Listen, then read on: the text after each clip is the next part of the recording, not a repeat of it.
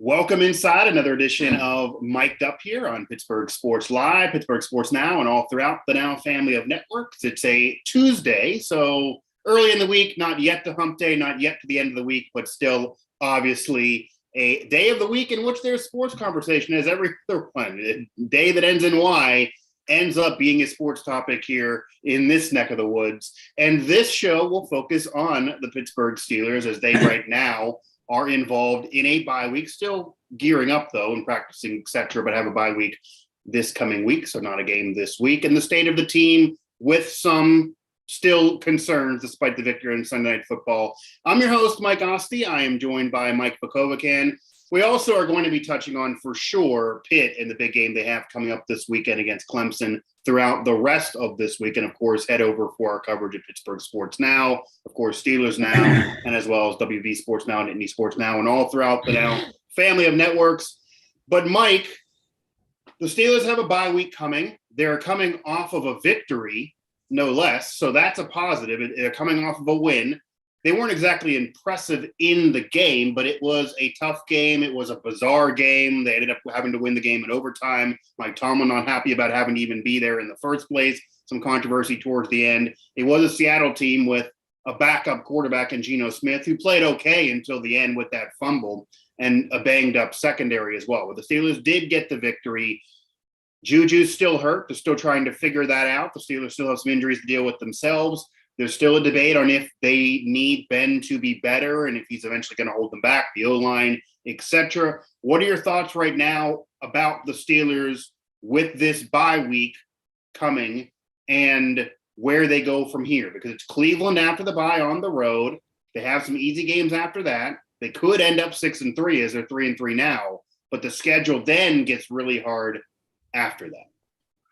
Well, the first thing I want to touch upon is everyone, not everyone, but I would say 75% of the email or the tweets that I read following the game, the Steeler game, were mostly from media members. I was on the Pittsburgh Sports Now account, so I focus mostly or follow mostly media people on there. Yeah, it was just negativity following the Steelers win. Yeah, I'm just. I don't get it in the sense that everyone, and I tweeted it, everyone wants perfection. This is the National Football League. That's true. Sure. The other team, I look at the game and I saw a heck of a lot of positives. I thought Ben played his best game of the year. Okay. Wow. The offensive line, the pass protection, we've been talking about being able to protect Ben. He didn't get touched one single time. He was pressured 4 times throughout the game, which means that they're doing their job there. The run game could have been better. Najee Harris didn't have a lot of holes.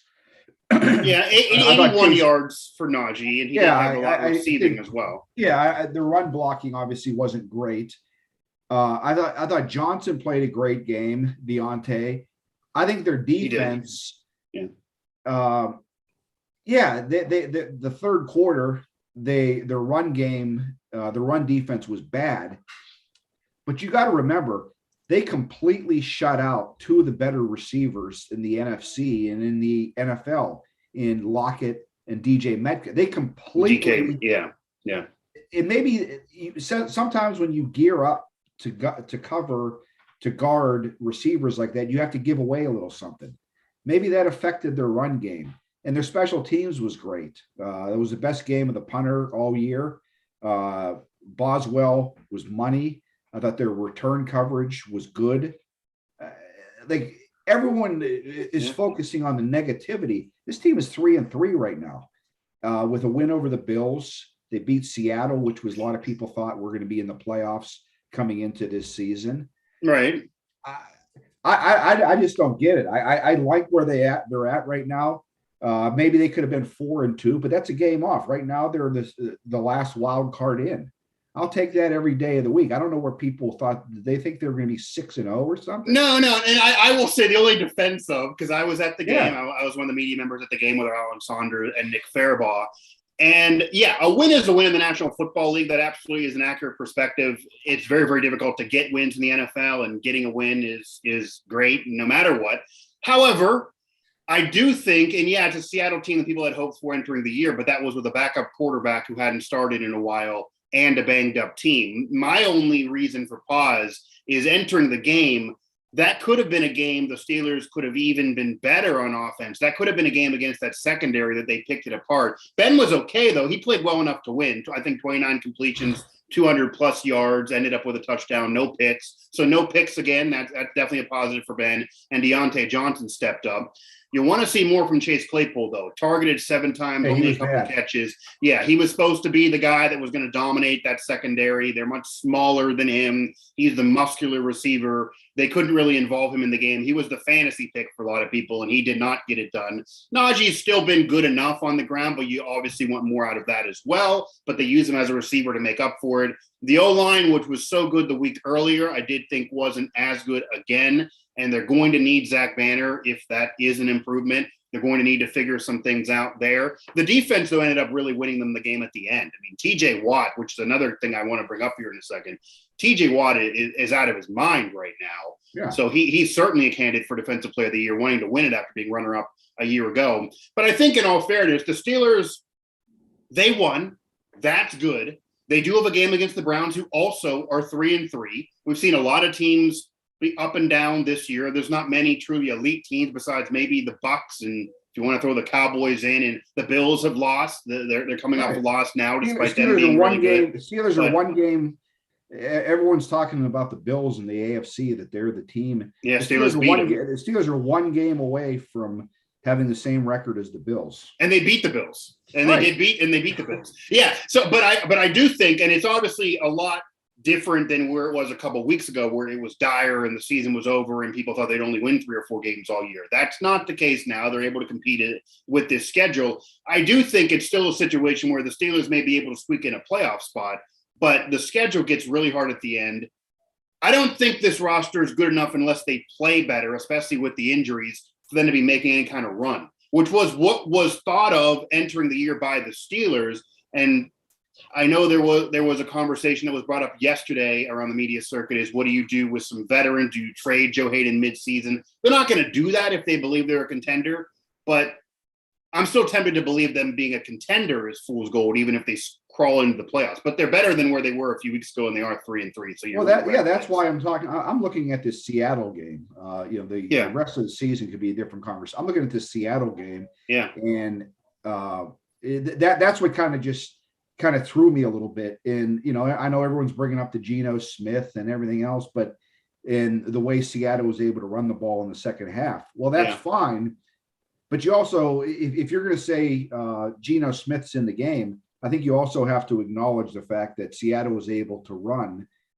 I think if the Steelers had Stephon Tuitt and Tyson. Oh, yeah, they haven't had Tuitt all year, right? Yeah, and Tyson Lualua. Right. I think that would make a little difference on the Steelers' run defense. They're playing right now with 2 backups on their defensive line. Sure. And the draft pick Isaiah Louder. They're playing with a bunch of guys that frankly shouldn't be in there. So I think if you're going to criticize the Steelers' run defense, not you, but in general, if you're going to criticize the Steelers' run defense, I think you also got to acknowledge the fact that they're not playing with a full deck right now as far as their defensive line. So that probably contributes to their production. Yeah, absolutely. Absolutely. Here, Mike Vukovcan, Mike Asti here on Pittsburgh Sports Live. Of course, our Steelers coverage over there at Steelers Now. And one thing you also have to say, to be fair, because no one's going to feel sympathy for the Steelers, but the one team that won't feel sympathy is the Cleveland Browns. The Steelers go into a game against Cleveland on the road after the bye week, so in 2 weeks, against a very banged-up Browns team that every single day they're losing a different player. They have now lost both running backs. They're a very much run-first team. Baker Mayfield has not looked that great this year. Odell is still sleeping through the season or whatever he's doing, and defensively, they are just injury-riddled. So that certainly would lead the conversation to move to the Steelers could easily end up 4-3 after the Browns game within a divisional win, but that's still a pretty big win. And is that a must win for you in terms of contending this year and making this a certain season? Because if you do lose it, you're 3-4 with a loss against the division rival. And that is a team that as much as the Steelers have excuses off some injuries, which they can't make, but they have them, the Browns would have more. So despite it being in Cleveland, I don't think the Steelers would be able to use excuses against Cleveland, who has half the team on the injured list. Well, I think we have to see what they're, that's the way they are right now. We'll see what their situation is in 2 weeks. They're at least going to be without Kareem Hunt, though. They're going to be without Kareem Hunt, but I think there's a chance that Nick Chubb returns. Yeah. Jarvis Landry is coming off the injury list. Right. Odell Beckham was able to come back. They still have Garrett. Right. And so they have injuries, but every team and the biggest one, though, the biggest two you have to watch are Mayfield and obviously Chubb. If Chubb doesn't play, that would be. Mayfield's not healthy. Baker's not healthy either, right? He's the Chubb would be the bigger one that I would watch, because if he doesn't play, basically Cleveland has no run game. And they're done. they're done. Yeah, exactly. If he returns, that's a different that changes everything, because I think he's one of the top 5 backs in all of football. You can rely a little bit back on their run game. They're still able to run the ball. He's a threat out of the backfield. He's just I think I'm a huge fan of Nick Chubb. It depends if he plays or not. That changes the whole outlook of this game. If he doesn't play, I don't care whether or not Baker plays or not. I would like the Steelers' chances in that game if they're down both of their running backs. So I think we're going to have to see. And remember, they play on Thursday night against I forget who they play. They play this Thursday night. And there's always the chance of more injuries in that game as well. So I think we're going to have to wait a week before we start looking to see who the Browns completely are, because a lot can change in a week. Browns play Denver. They play Denver on Thursday, which is a team the Steelers are familiar with. The Steelers have played so far this year, so obviously that'll be a familiar opponent. Yeah, if they don't have Chubb and don't have Hunt, Baker, even if he plays, the way he's been playing is certainly not a guy who can carry the load. Right. And it would just make them so one-dimensional. The Steelers pass rush, which was non-existent 2-3 weeks ago, they couldn't even get a quarterback hit in the game against the Raiders. It's now kind of back. So if the Steelers can get a pass rush going and TJ Watt can go crazy like he's been, et cetera, around the team, even if the secondary falters, because that's always going to be a weakness of the defense, they're going to have a nice advantage if the Browns basically got to pass 40, 50 times. Any concern with Ben throwing 40 times? They did win, but that's a bit higher than normally you see out of Ben in terms of winning performances recently. They did almost lose this game in overtime. 40 attempts is a bit much for Ben. No, I think they were a little bit daring him to throw, to be honest with you. And that's one of the reasons why the Steelers weren't able to run the ball. There was nothing. There was absolutely nothing aside from possibly the last 2 drives of the game for either of the Steeler running backs. No, I really liked Ben. I thought it was his best game going back to last year. If Claypool had his head out of his butt and, caught some passes and ran some couple, Ben threw him a couple fade patterns, shoulder passes that, he wasn't prepared for, that should have been caught. I like the way Canada used him, especially in that second quarter. They had a couple RPOs. They look, a scaled down version of RPO for Ben. There are times I think that they throw too much. I don't think that was one of those games. But I wanted to ask you something about the Browns. Are you surprised? They have to be. I heard somebody say this last night on the pregame show, ESPN. Despite the injuries, this has happened all year. The injuries have just occurred. Sure. I'm a little surprised at how bad. Maybe it's the pressure of having all the expectations. The Browns have been. Someone labeled them the most disappointing team in the NFL this year. So far, yeah. Surprised that injuries aside, because I think the injuries have just happened recently. You surprised at how bad they've been this year with all that talent? They have a loaded roster. They absolutely have. Yeah. They have a loaded roster. Many people thought they'd win the AFC this year. They've been a sexy pick for some, even to go to the Super Bowl, which obviously the franchise hasn't done.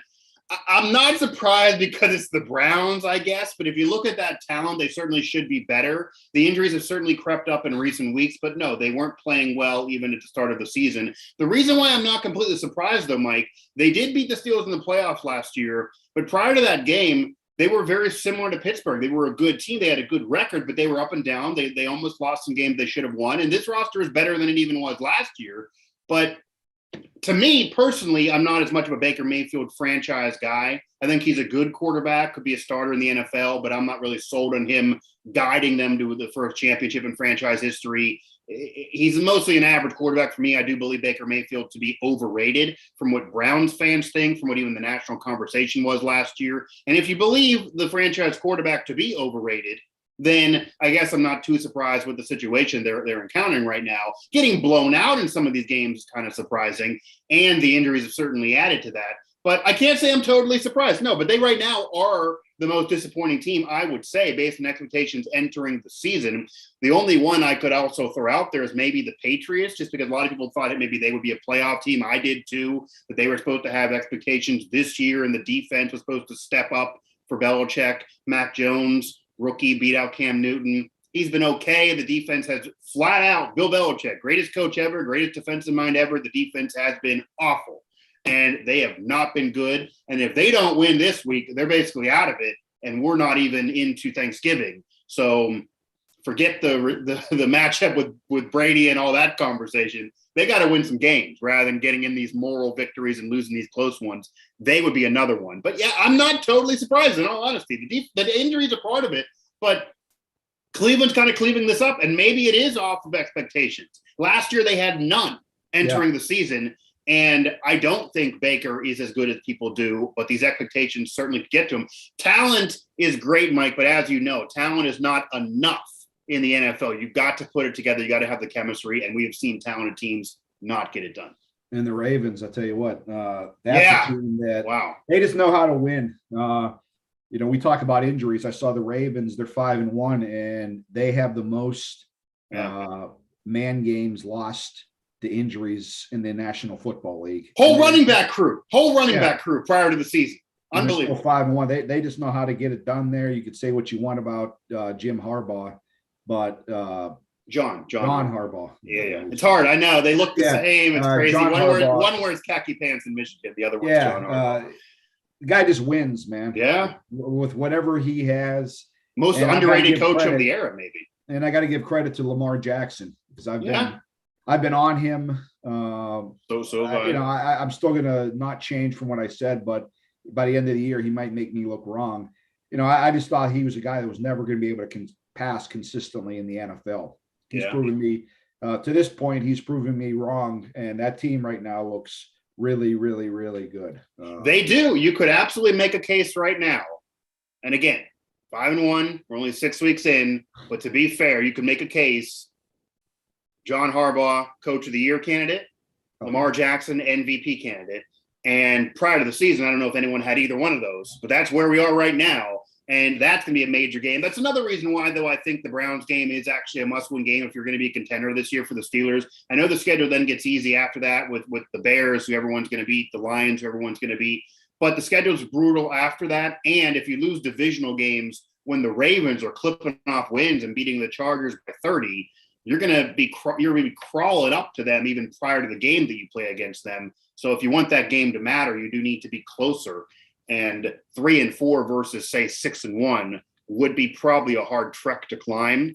And it would require beating them both times this year, which almost never happens. But we'll see. Anything else here in terms of this show for the Steelers? Obviously, we're coming off the win over Seattle. Some controversy at the end. Any thoughts to that as we close up the show, just on what went on? Tomlin, I will tell you, coming in through the tunnel, I wasn't even expecting it. I was walking to the road press conferences that I normally do to get up to do the post-game show. And he was furious. I've never seen him that mad after winning a game. I mean, he was looking into the camera like it was a wrestling promo, talking about writing a check tonight and all of that. And he went to the press conference. I saw the videos. He was a little bit more subdued. He did say it was embarrassing with the call at the end and it took too long. Pete Carroll agreed it actually took too long. So I don't know what's going on with replay. It in no way should take 20 minutes to decide anything. And that's an exaggeration, but it felt like an hour. But Anything there? Did you like the fiery Tomlin? Do you think it was a bit over the top? Do you think the referees almost cost the Steelers a game? No, I like it. I didn't understand it. I don't think either. It was bad enough that none of the guys on TV, even their rules official, nobody pointed out the fact that, what actually happened. That's how bizarre that nobody even thought that was a possibility of what was happening. So I've said this and I continue to say it. I hate replay in all forms and fashion. I hate it for all sports. I think it's ruined. I think it's done as much harm. Yeah. I agree, actually. In more than it's helped it. Right. It just slows down games. I think it makes the officials hesitant on the field.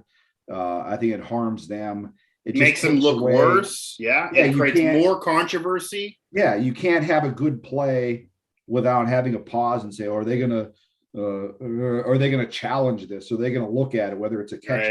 Right. Just whatever it is. Go back to being, it's just so, I hate replay in every single sport. Baseball. No, I 100%. I think it's caused more harm than good. Obviously, the reason why it's here, there have been some calls throughout sports history going way back that just were totally egregious. That's why there were commercials and jokes. The referees were blind. So they wanted to make sure they would get the call right. And if somebody messed up and had a bad day at the office, they could look at it. And then somebody else could get eyes on it who's in a studio somewhere or whatever, the way the league does it.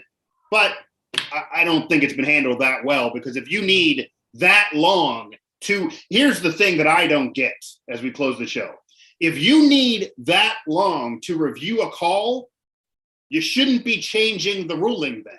Like just in general with rulings, they've said across all sports, the one thing they all agree on, even though they review things differently and hockey's doing it in Toronto and other people are doing it on the field, etc., is if the review is not conclusive enough to overturn the call, then the original call stands. It's how you have to do replay no matter what you're doing. You can't overturn it if you're not sure. So if you're not sure for 25 minutes, then you got to keep it what it is. Right. Like, it's just ridiculous how long that went. Yeah. I will tell you, the conversation is basically dead now because it does not appear Tomlin got fined, which is shocking to me. And the Steelers did win the game. If the Steelers would have lost the game, Mike, this would not be a dead conversation because Tomlin would still be bringing it up. He'd be doing Zooms during the bye, and we'd be talking about it. But the Steelers did win. Yeah. And again, great effort, though, by the Seahawks. Pete Carroll, I'd tell you, was basically crying in the press conference. They are a very, very banged-up team. A lot of injuries this year.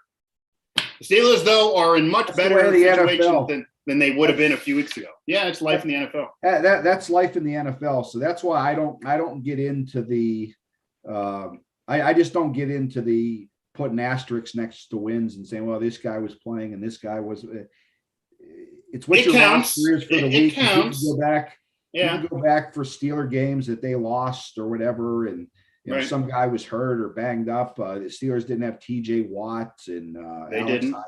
You can't go back and replace it. So you play with who you have. That's why you have 53 men on the roster, and it is what it is that week, and that's what your record is. So I hear you. Yeah, no, a win is a win, and the right counts all the same. But to analyze it as I do, I don't think it was the most impressive win. I did think they should have been better. I do think there are still concerns there, but they do head into a very big game, which I do think is must win for a team that wants to contend this year against Cleveland. They have a bye to do it, which is great because they need to get healthy and fix some things. And then some easy games after, but it will get harder. So I would not be shocked if they end up 6-3 and then end up only winning 2 or 3 games after that. Very similar to last year. We'll see what happens, though. That'll do it for this edition of the show. Keep it here. Subscribe here for future shows, future content, and, of course, the Steelers Bye coverage of Steelers Now and our coverage of Pitt's big game against Clemson and the rest of our teams at Pittsburgh Sports Now and beyond. And, of course, big game for Pitt coming up this weekend, so we'll